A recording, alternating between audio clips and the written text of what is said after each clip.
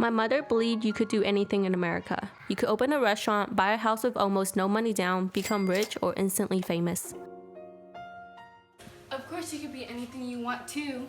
You could be the best at anything you do. What does Auntie Lindo know? Her daughter is the best Tricky.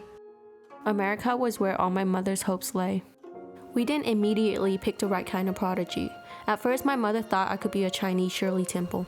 Mikan, you watch. Ollie Wally Doodle Holiday. Baby grass tastes good to a moo cow's mouth.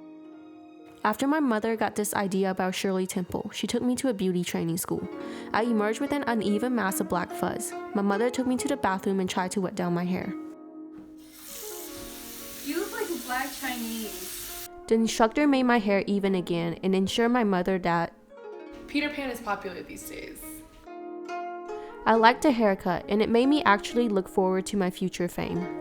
In the beginning, I was just as excited as my mother. In all of my imaginings, I was filled with a sense that I would become perfect, but sometimes the prodigy in me became impatient. Every night, my mother and I would sit at the kitchen table. She would show me new tests that she read in Ripley's Believe It or Not or any other magazines. The first night, she brought out a story about a young boy who knew the capitals of all the states and the European countries. So, what's the capital of Finland? Nairobi! 2 or 3 months went by without any mention of my being a prodigy. Then one day my mother was watching the Ed Sullivan Show on TV. Mikan, look here.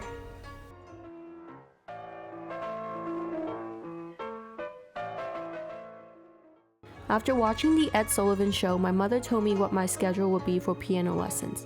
She had talked to Mr. Chong, who lived on our apartment building.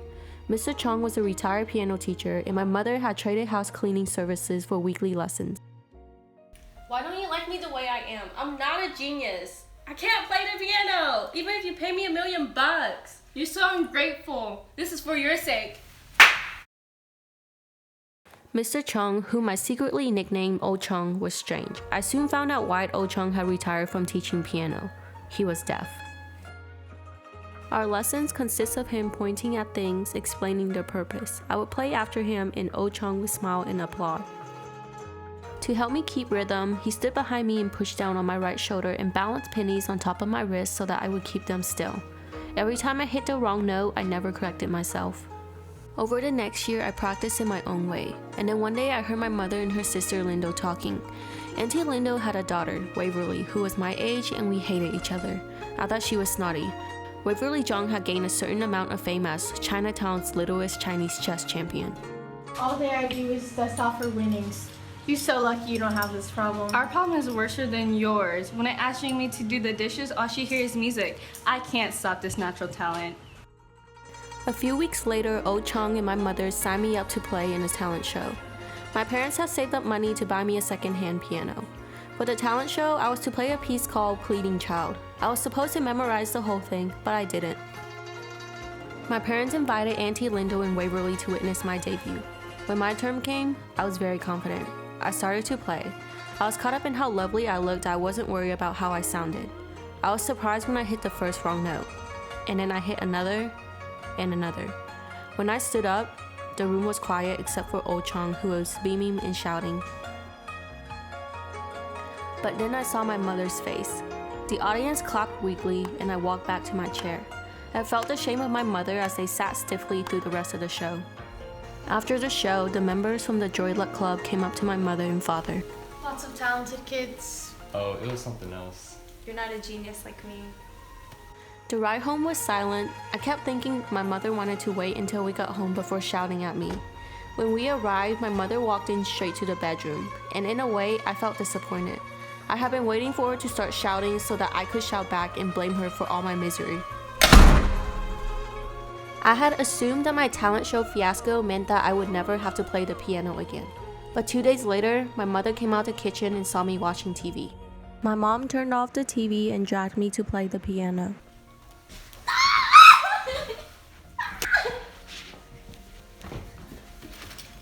You want me to be something that I'm not. I'll never be the kind of daughter you want me to be. There's two kinds of daughters, obedient and disobedient. and the only one that can live in this house is obedient daughters. Then I wish I was dead. I wish I wasn't born like them. It was as if I had said magic words. Her face went blank, her arms went slack, and she was stunned, lifeless even. It was not the only disappointment my mother felt in me. In the years that followed, I failed her many times. Unlike my mother, I did not believe I could be anything I wanted to be. And for all those years, we never talked about the disaster at the recital. The lesson stopped. The lid to the piano was closed, shutting out my misery and her dreams.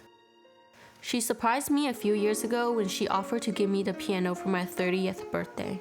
I saw the offer as a sign of forgiveness. Are you sure? I mean, won't you and Dad miss it? No, this is your piano. Only you can play this. Last week, I sent a tuner over to my parents' house and had the piano redone. My mother had died a few months before. After I had the piano tuned, I opened the lid and touched the keys. It sounded even richer than I remembered. I took out some papers. It was on the left-hand page, Pleading Child. It looked more difficult than I remembered. I played a few bars, surprised at how easily the notes came back to me. And for the first time, I noticed the piece on the right was called Perfectly Contented. I tried to play this one too. It had the same flowing rhythm and turned out to be easy. Pleading Child was shorter but slower. Perfectly Contented was longer but faster. And after I had played them both, I realized they were two halves of the same song.